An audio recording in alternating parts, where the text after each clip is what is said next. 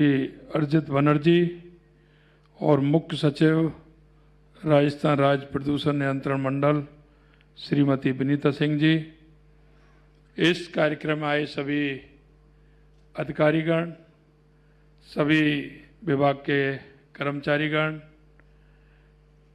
उद्योग जगत से आए सभी महानुभाव, विद्यार्थी, सभी बालक बालिकाएं, आए हुए सभी आगंतुक, सबसे पहले तो मैं आप सभी को आज विश्व पर्यावरण दिवस के अवसर पर आप सभी को हार्दिक स्वागत एवं अभिनंदन करता हूं। ये दिवस ऐसा है कि जिसमें हम सभी को एक नागरिक होने के कर्तव्य की भी भान कराता है। हमारी प्रकृति के प्रति भी क्या कर्तव्य है। ये वो दिन है जो हमें पर्यावरण के प्रति अपने कर्तव्यों का स्मरण कराता है।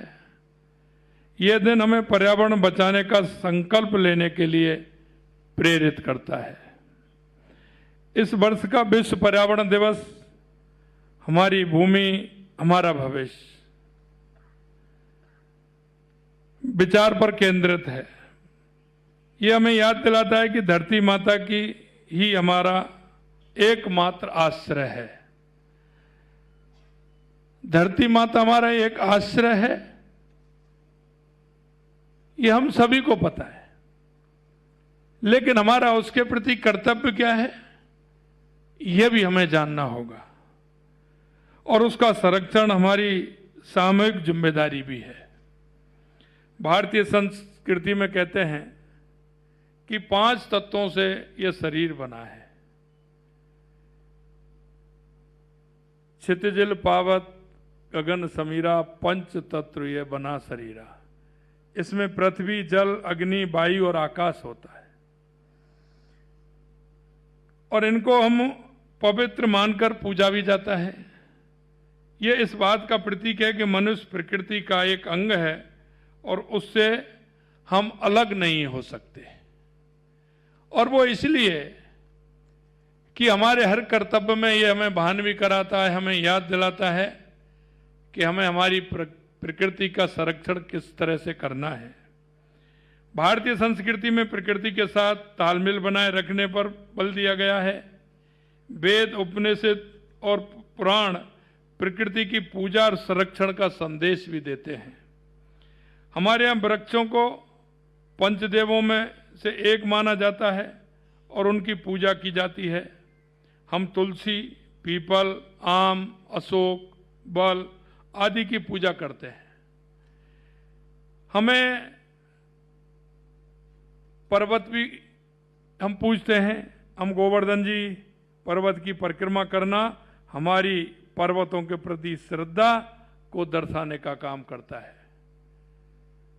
हम देखते हैं, हम नदियों को भी पूजते हैं, हम पर्वतों को भी पूजते हैं, हम वृक्षों को भी पूजते हैं। उसका कारण हम प्रकृति को सजोने का काम करते हैं।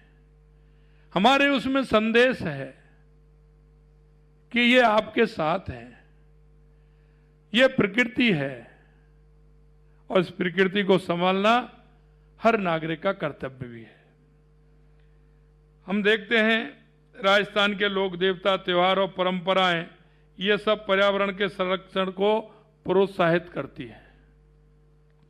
कई राजस्थानी समुदायों में वर्षा ऋतु के स्वागत और जल संरक्षण के लिए विशिष्ट उत्सव और पर्व मनाए जाते हैं। नदियों को हमने माता का दर्जा दिया है। हम अपनी बोलचाल में माँ गंगा जी, माता गंगा जी बोलते हैं, माँ यमुना जी बोलते हैं, माँ नर्मदा जी बोलते हैं।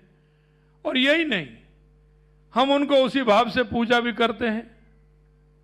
हम उनका संरक्षण भी करते हैं, हम उनके प्रति सम्मान प्रकट भी करते हैं। इससे पता चलता है कि हमारी भारतीय जनमानस में नदियों के प्रति कितना सम्मान है। यही नहीं, राजस्थान वह धरा है जहां लोगों ने पर्यावरण की रक्षा के लिए अपना सर्वोच्च बलिदान भी दिया है। हमारे यहाँ जो कहा जाता है कि सिर साठे रुख रहे तो भी सस्तो जान, ये कहावत है, यानी सिर कटने से भी अगर वृक्ष बच रहा है तो ये सस्ता सौदा है। ये हमारी राजस्थानी में हम इसे कहते हैं। और आपने देखा होगा पेड़ों को बचाने के लिए मां अमृता देवी ने अपने प्रियजनों सहित सैकड़ों ऐसे अपनी बेटियों सहित अपने को आहुति देने वाली मां अमृता देवी ने अपने पर्यावरण के लिए और वृक्ष बचाने के लिए कितना बड़ा बलिदान दिया है, वो राजस्थान की धरती की थी। मैं आपसे इतना कहना चाहता हूं, यह मिसाल दुनिया में कहीं और नहीं मिलेगी, यह सिर्फ भारत में ही मिलेगी, क्योंकि हमारी संस्कृति, हमारा विचार हमें यही सिखाता है। राजस्थान अपनी समृद्धि, संस्कृति और विरासत के साथ विविध परिस्थितियों की तंत्रों के लिए भी जाना जाता है। थार का विशाल मरुस्थल, अरावली की पहाड़ियां, अमृत रूपी जल देने वाली नदियां और झीलें राजस्थान के प्राकृतिक सौंदर्य को अनूठा चित्र बनाती हैं। ये परिस्थिति की तंत्र वनस्पतियों और जीव जंतुओं की एक समृद्ध संपदा का घर भी कहा जाता है। विश्व पर्यावरण दिवस हमें यह आह्वान करता है कि हम प्रकृति के साथ तालमेल बिठाकर रहना सीखें। और ये हमारी, क्योंकि आप देखते हैं सुविधा तो सभी चाहते हैं, और जैसा हम बनते हैं, जैसा हम सोचते हैं, मन भी हमारा वही सोचता है, लेकिन हम उसको दूसरे रूप में लेते हैं तो मन को समझाना भी पड़ता है। हम देखते हैं कि हमारा एसी जब चलता है तो 20-21 उस पर हम चलाते हैं, लेकिन उसके साथ हम क्या करते हैं कि चद्दर और कंबल भी ओढ़ते हैं। यह मैं आपको वो बता रहा हूं कि जो जिसमें हम पर्यावरण का छोटा उदाहरण होता है, लेकिन उसमें हम कितनी बड़ी, अगर हम थोड़ा सोचेंगे तो बहुत बड़ी बचत हम उस पर्यावरण को सुधारने में हम करेंगे। अभी हमारे मुख्य सचिव जी बता रहे थे, तो उन्होंने तो कम देखा होगा, मैं गांव में देखता हूं, जब जाते हैं तो वो पानी की नली चलती रहती है और उसकी बुर्स चलती रहती है, और वो पानी उस मंजन के लिए कितना उपयोग में आता है, और उसके इस इंतजार से कि मैं इसको बंद ना करके चलती रहे, उसका कितना पानी का दोहन होता है। ये छोटी छोटी बातें होती हैं। हम अगर चद्दर नहीं ओढ़े और एसी को अगर हम 24-25 पर 26 पर चलाएं तो हमारा काम तो उससे भी चल जाता है, लेकिन अगले वाले को वो कितनी गर्मी दे रहा है, हमारे इस पर वायुमंडल पर कितना असर कर रहा है, यह हमें सोचना चाहिए। हमें यह समझना होगा कि प्रकृति के साथ संघर्ष नहीं बल्कि सहयोग करके ही हम अपने भविष्य को सुरक्षित कर सकते हैं। राजस्थान सरकार पर्यावरण संरक्षण के लिए प्रतिबद्ध है। हमने इसके लिए कई महत्वपूर्ण पहल शुरू की हैं। राज्य ने हाल ही में गर्मी का भीषण दौर देखा है। इससे स्पष्ट है कि जलवायु परिवर्तन से पैदा हो रही चुनौतियों से निपटने के लिए हम सबको मिलकर के तत्काल और प्रभावी कदम उठाने होंगे, जिससे कि प्रदूषण नियंत्रण के साथ साथ वृक्षारोपण, जल संरक्षण अत्यंत आवश्यक है। राजस्थान में पानी को लेकर एक कहावत है जो आप सबने सुनी होगी, घी लुढ़िया महारा की नी जासी, पानी ढोलिया मारो जी भले। यानी कि घी अगर चला जाए तो हमें कोई दिक्कत नहीं, लेकिन पानी जाता है तो परेशानी होती है। यह कहावत भी राजस्थान के अंदर है। राजस्थान जैसे सूखे प्रदेश में जल एक अमूल्य संसाधन है। इसे बचाने के लिए हमारी सरकार कई कार्यक्रम चला रही है। रेगिस्तान होने के कारण राजस्थान में जल का सदैव महत्व रहा है। यह परंपरा जल संग्रहण तकनीकी जैसे बावड़ियां, तालाब, कुंड सदियों से पानी को सजोने में कारगर साबित हुई है। हमने जल संरक्षण के लिए मुख्यमंत्री जल स्वावलंबन अभियान 20 शुरू किया है।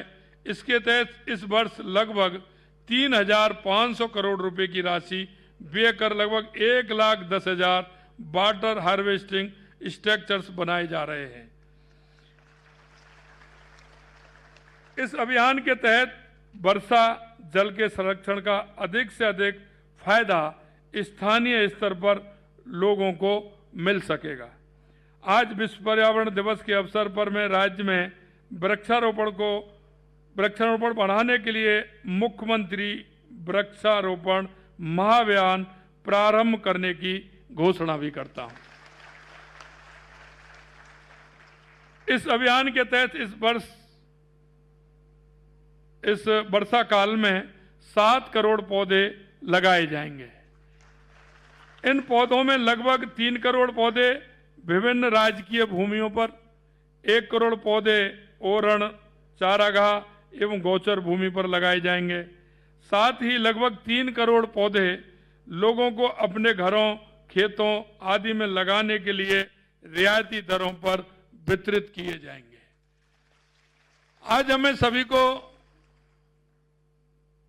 ये भी करना होगा कि हमें कुछ प्रण भी लेना होगा कि हम पर्यावरण के लिए हम पौधे लगाएं, उनका संरक्षण भी करें। क्योंकि आप देखते हैं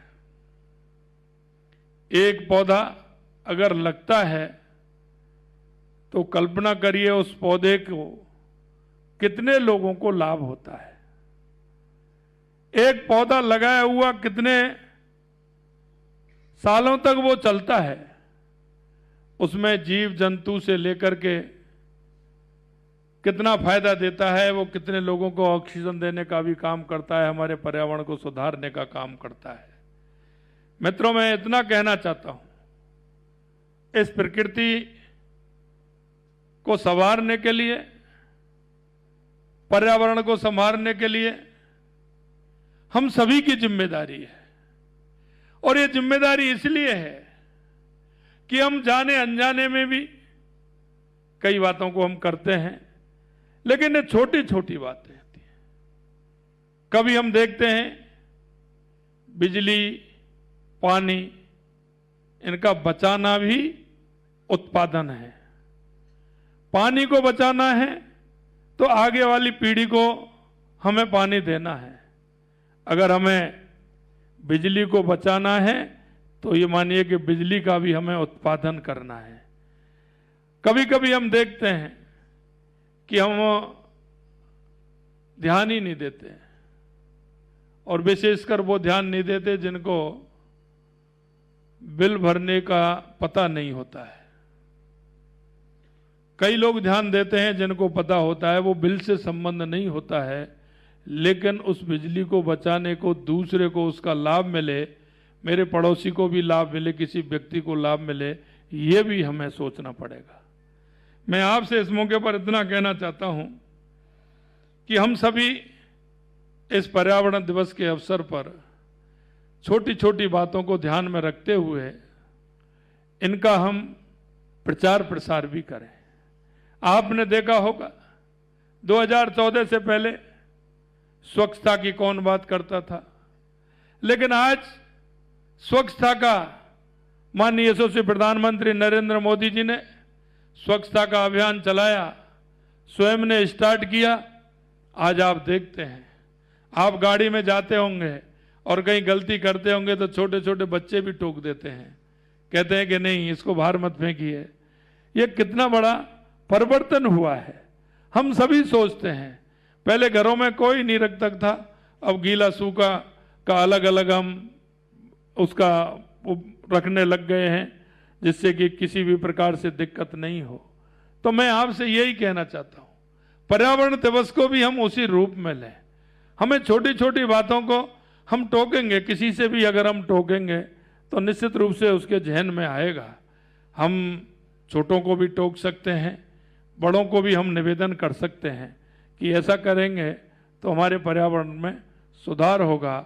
आगे आने वाली पीढ़ी का भी हम ध्यान रखें, क्योंकि ये प्रकृति है, ये धरती माँ का अगर हम संरक्षण करेंगे तो ये हमारा भी संरक्षण करेगी, आने वाली पीढ़ी का भी संरक्षण करेगी। मैं आज के इस मौके पर मंडल द्वारा एयर क्वालिटी मॉनिटरिंग तंत्र को मजबूत करने, नई लैब की स्थापना, लैबों की गुणवत्ता में सुधार, टेक्नोलॉजी के अधिक उपयोग के साथ साथ बहुत ही अल्प अवधि में खाली पदों को भरने की जो कार्रवाई की है, उससे भी निश्चित रूप से कार्य प्रणाली में व्यापक सुधार हुआ है। मंडल कंसेंट एप्लीकेशन को प्रोसेस करने के लिए इस्तेमाल हो रहे सॉफ्टवेयर में व्यापक बदलाव कर रहा है। इसके पूरे होने पर उद्यमियों को ज़्यादा सुविधाएं मिलेंगी और बेहतर मॉनिटरिंग भी संभव हो सकेगी। मैं आशा करता हूं कि आज जयपुर के लिए शुरू किए जा रहे weather and pollution forecasting system को अन्य शहरों में लागू किया जाएगा।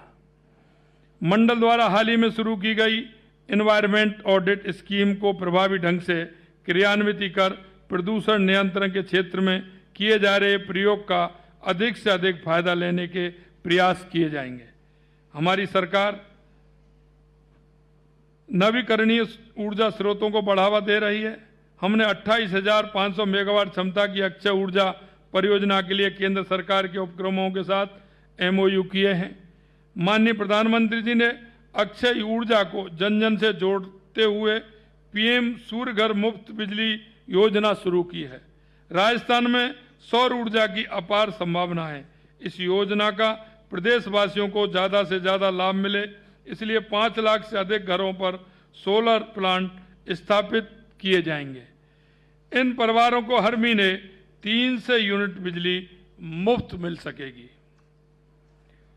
प्रदूषण रहित आवागमन की सुविधा के लिए हम जयपुर, जोधपुर, उदयपुर, कोटा जैसे बड़े शहरों के लिए 500 इलेक्ट्रिक बस उपलब्ध करवा रहे हैं, जिससे कि प्रदूषण नहीं हो। केंद्र सरकार द्वारा जलवायु परिवर्तन से निपटने तथा पर्यावरण संरक्षण के लिए एक रोड मैप तैयार किया है।